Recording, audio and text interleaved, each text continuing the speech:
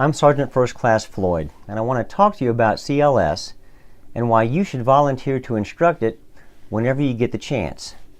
Historically, it's always been a struggle to find enough volunteers to teach CLS, good volunteers. So why should you want to teach? Well, a lot of reasons that I'll get to in a minute, but first, I'll tell you that I've been the lead CLS instructor for RTI since 2012. I've been teaching and supervising courses both for mobilization and refresher CLS. I've worked with dozens of medics across the state. And each time we teach CLS, we have fun and we deliver a superior product to the soldiers that we train. I'll also tell you that our standards are very high. My medics have received numerous state and federal awards for outstanding performance. I do expect a lot out of my instructors, and they have never failed to deliver. Many of them continue to volunteer for every course that they can. They find it so rewarding. But I wasn't always the CLS superstar that I am today. Several years ago, when I was a PFC and specialist, before I really knew anything about CLS, I would overhear other more experienced medics talk about the courses that they've taught.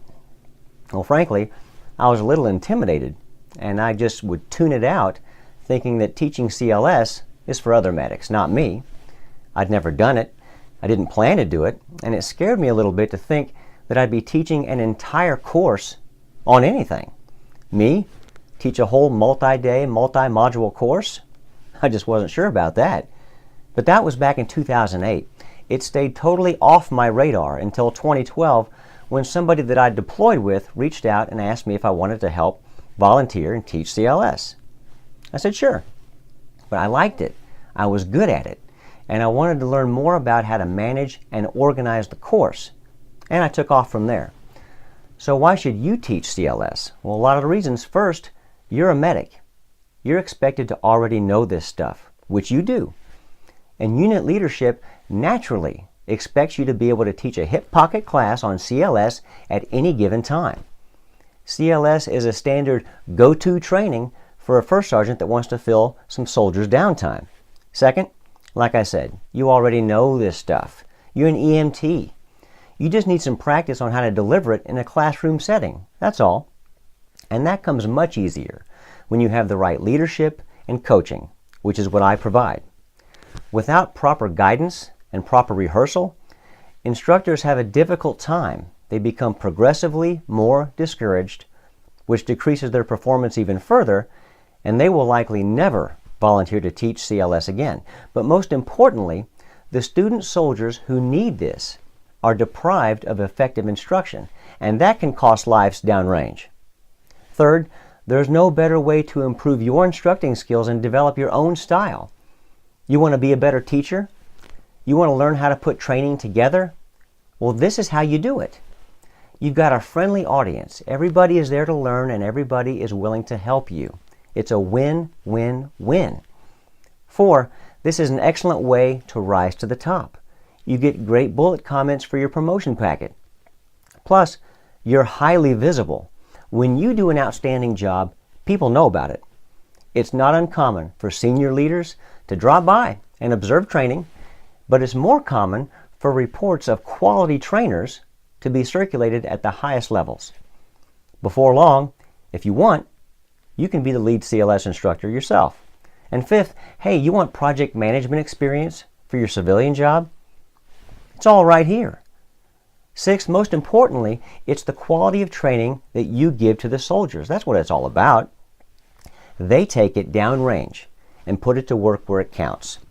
Believe that. If you love what you do, that comes out when you teach, and soldiers will always pick up on that. One point to make here is that you don't have to be ABIC qualified to instruct. All you have to be is a willing and motivated 68 whiskey in good standing. Now let me give you some insight on how the call for CLS instructors usually goes out and why this is a critical need. RTI is going to have a unit that's mobilizing, and CLS is part of the MOB training. Well, RTI sends an email to state at ISTS stating the need for volunteers. That person at state then sends a blanket email to every medical readiness NCO in the state, who in turn are supposed to send it down to Lottie Dottie medics. asking for volunteers. But way more often than not, very few volunteer. And there's very little to no vetting for those that do reply. So what can RTI do at this point when nobody steps up? Well, they have to take who they can get, and oftentimes they have to teach it themselves. But medical is not their cup of tea.